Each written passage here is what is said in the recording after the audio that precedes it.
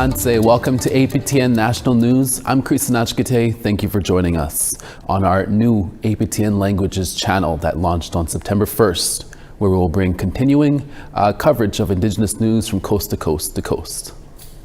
The families of a motorcycle club in Alberta are mourning the loss of their loved ones after a deadly crash that happened over the weekend northwest of Edmonton. Last Saturday morning, just before noon, Fost RCMP responded to a crash involving multiple motorcycles and a semi near High Prairie and Sucker Creek First Nation on Highway 2. According to RCMP, the semi crossed the center line and struck multiple motorcyclists traveling in the opposite direction, killing 2 and injuring 6 others. The Red Rum Motorcycle Club has identified the 2 victims as 38-year-old Laurent Isidore from Drift Powwow First Nation and a 33-year-old Tyler Duboski of Edmonton. The group was doing a charity ride that morning to raise awareness for the homeless. RCMP say alcohol is not believed to be a factor in the crash. It has been 17 years since 17-year-old Vanessa Breyer's death, and this week the family is calling on the Manitoba government and the Winnipeg Police Service to reopen its cold case investigation. In 2007, on August 9th, Vanessa Breyer was seen getting into a car in Winnipeg. 2 weeks later, her body was found with multiple stab wounds in a field in the northern edge of the city. Breer's family held their annual 3-day awareness walk from Saugeen First Nation to where she was found. The family is asking if anyone in the public knows who may be involved in Breer's death to come forward and report it to Winnipeg Police or RCMP. It's been 17 years now that she's been gone. And it still bothers me. I still cry at night and sometimes I don't eat. Because she died here. She's dead. And I'm not. I'm gonna keep going till I'm old and gray.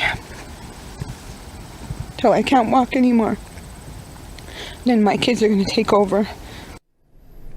The tragic death of an NHL hockey player last week has prompted one Canadian senator to renew his call for warning labels on alcohol products.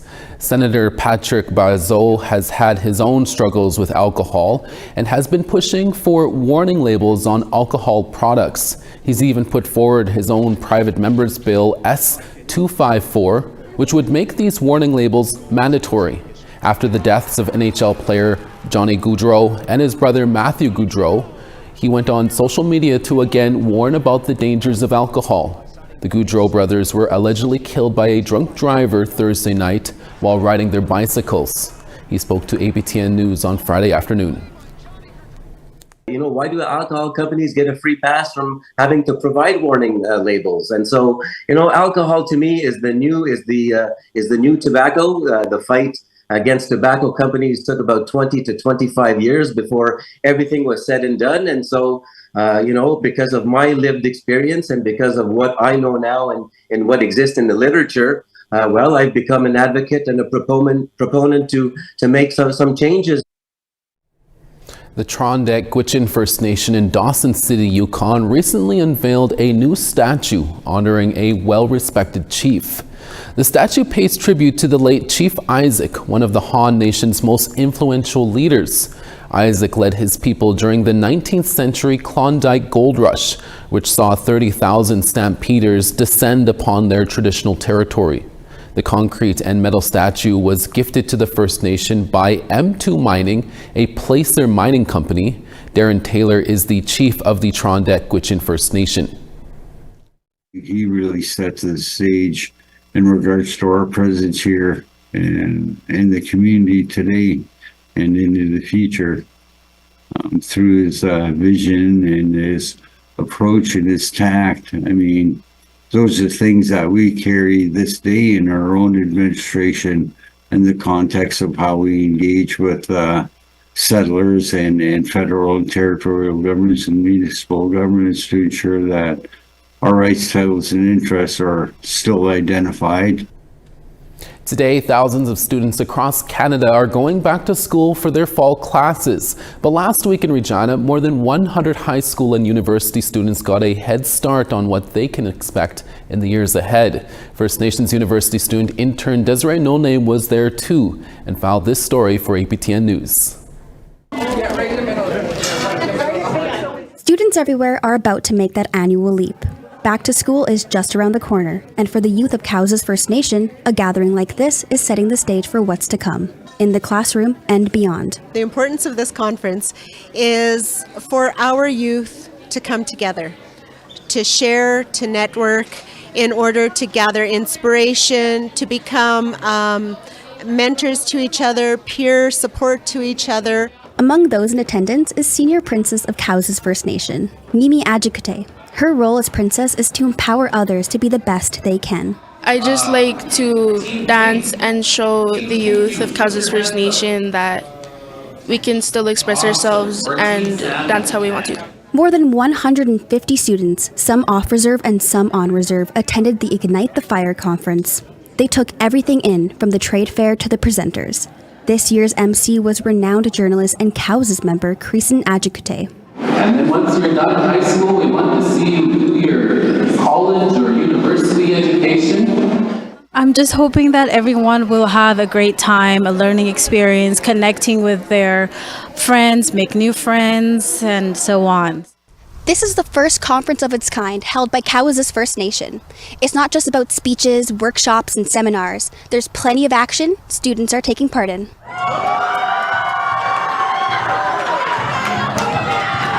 Breakdancing is an activity that will always get students off their seats. They witness the 4-Force crew do their moves, who still have what it takes after more than 20 years as a group. The three members also talked about their journey, which all started at Cowes. Since then, I've become a homeless here. I've seen a lot for our communities. Overall, the youth in this room gained a new outlook on their future. A lot of people that I know here. There's a lot of new things that we could try out. A lot of new things we could learn. We still got another day to go, so still got more to learn. I want to learn about new ways to do art and stuff, like cultural way. Follow your dreams. Go for what you want, not what others want from you. This was the first ever conference of its kind for Cowes, and in the end, they say it was a success, and plans are already underway for a similar gathering next year. In Regina, I'm Desiree No Name. We'll tell you about a new program geared towards helping Métis people enter into the tourism and hospitality sector. That story when we come back in about 3 minutes. Stay with us.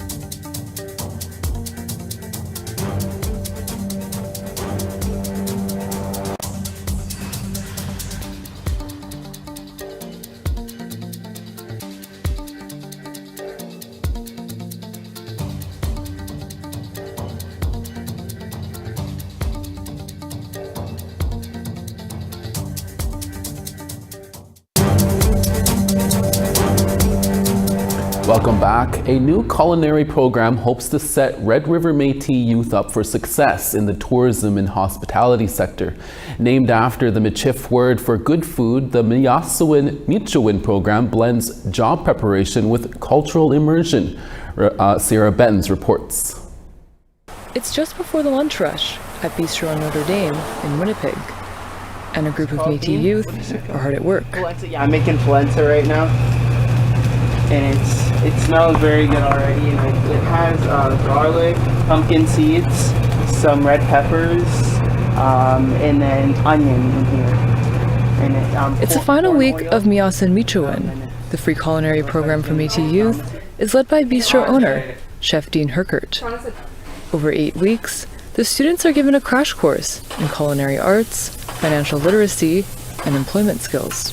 The program is designed to help them prepare for employment and cover all the basics. And actually, I've seen the content, and actually the content is good for just about everybody in terms of prepping for employment in general. The program is a partnership between the Manitoba Métis Federation, Red River College Polytechnic, and the Further Education Society. Students, like Malachi Colombe, spent the first week cooking in the college's kitchen. We made like pemmican, bannock, and like all these traditional Métis dishes. I think it was important just to like learn my culture and like just go in depth more. Later, students connected with their Métis culture at the Riel House National Historic Site. when we went to the Louis Riel house, we like made bannock over a fire. We did some beading and we did a tour of the house, and I feel like I learned a lot that day.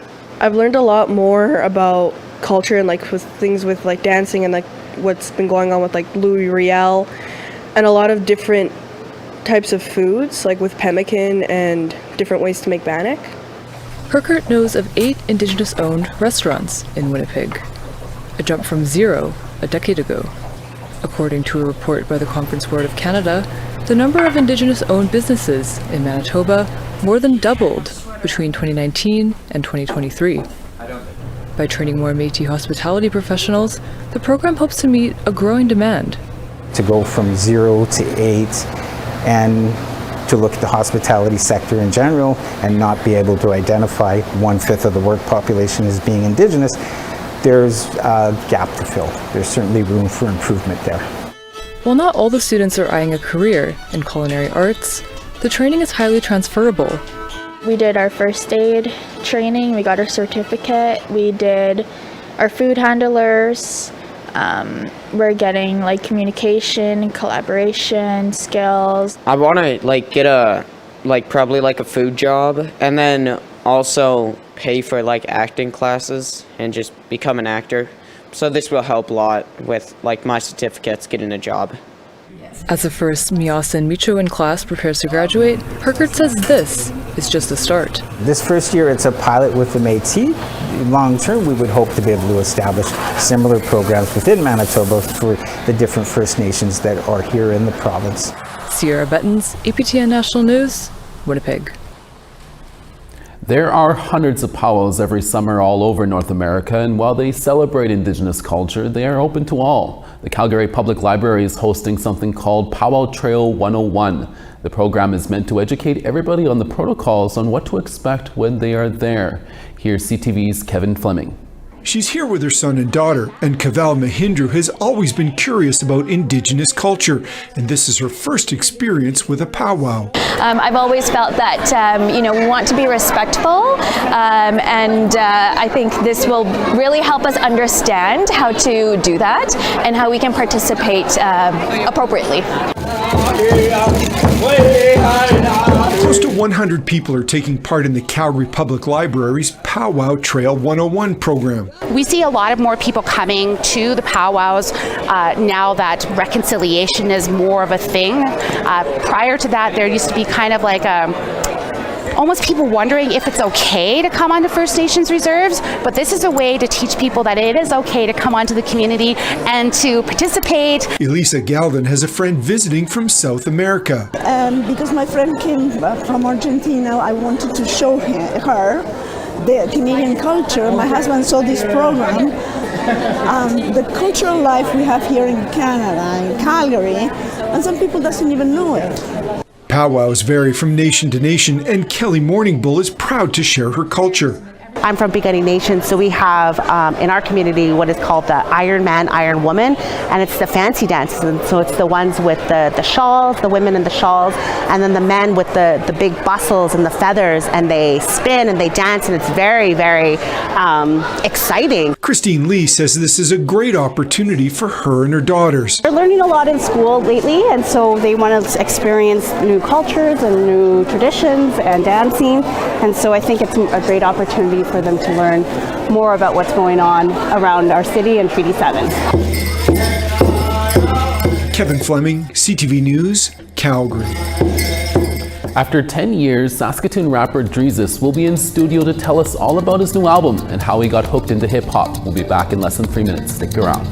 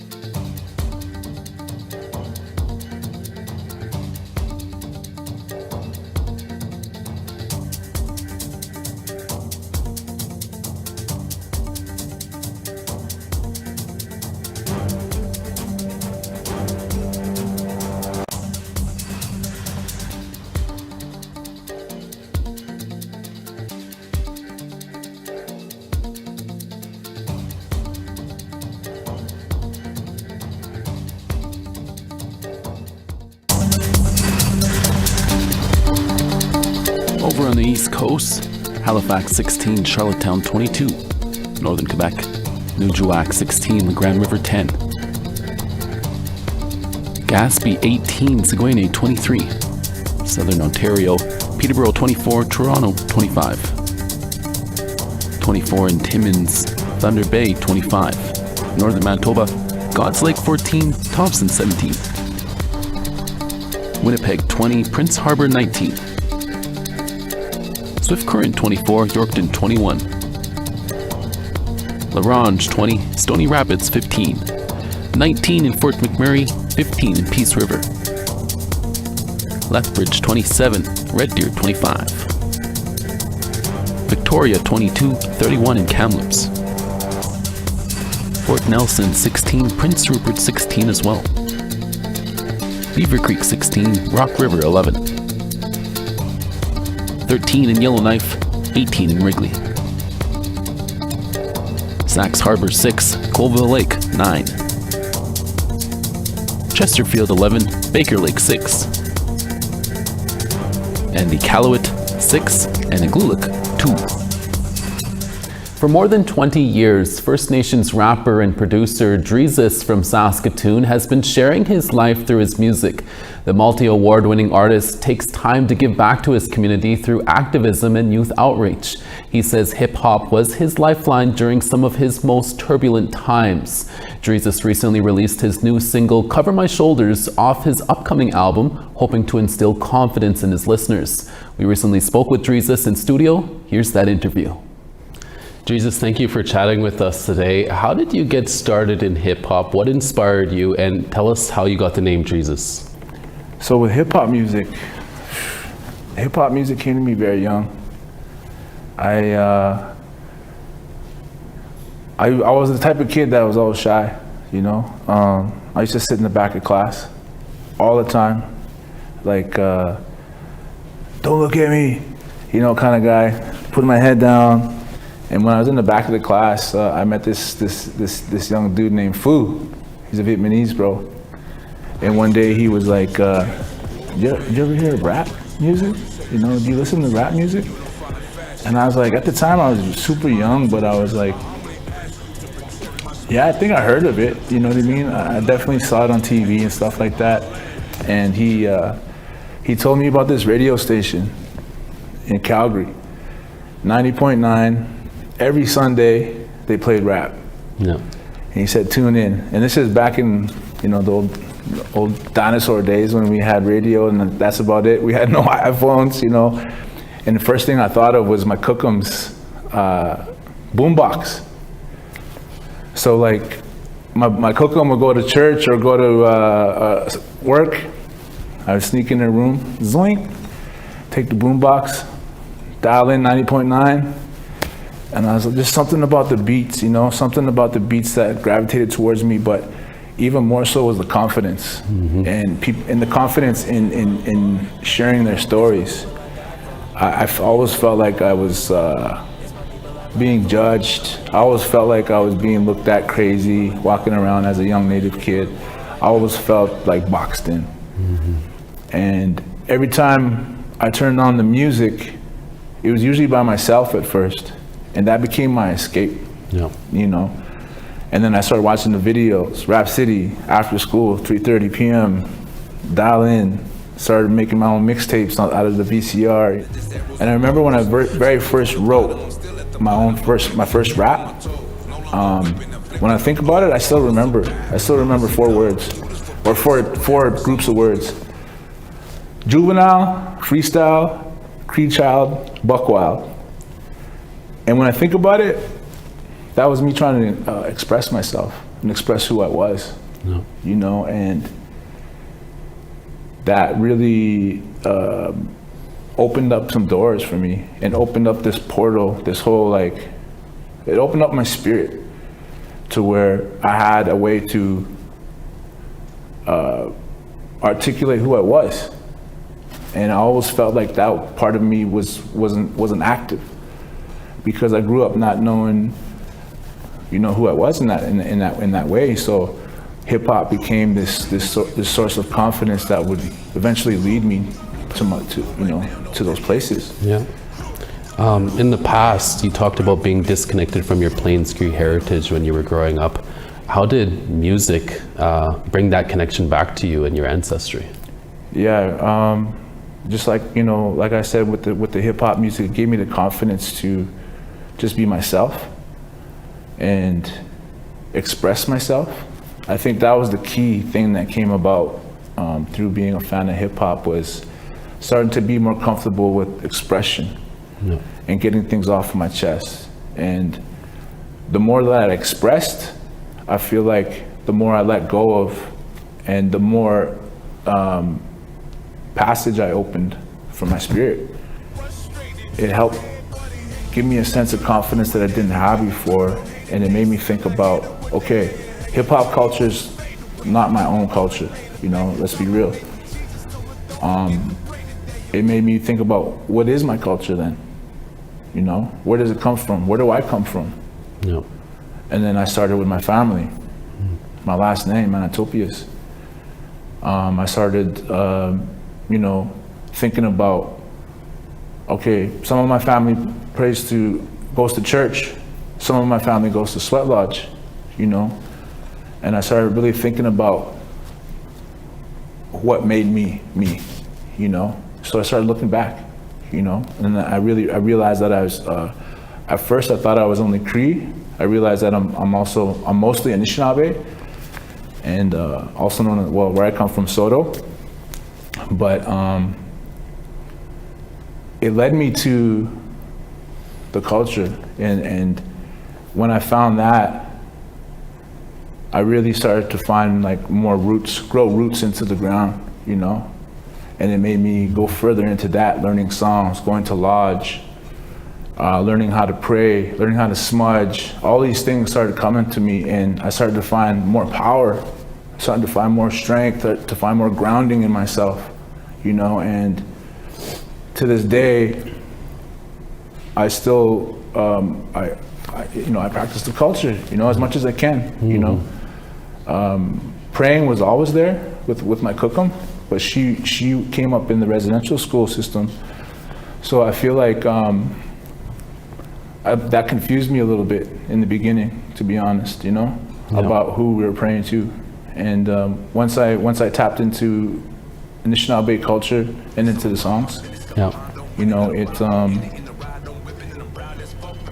really hit home with me. And I feel so much stronger now, you know, in my spirit. You have a new album coming out this fall, your first album in 10 years. Can you tell us a little bit more about it? Sheesh. It's been a long time coming, you know. So life gets in the way, you know. I shouldn't say life gets in the way, but life kind of engulfs you a little bit, you know, and I didn't realize all that time passed, but I've been doing so much, like with music, all related to music, like traveling, doing shows, going to communities, even like winning awards, MTV Video Music Awards with Taboo and those guys, which is awesome, beautiful. But I have to remember what got me there. So I have to remember, get back to the drawing board, make music, you know what I mean? And I feel like now I'm at this point where I have a whole different view of the world, and I want to share that, you know, today. So I'm super excited, you know.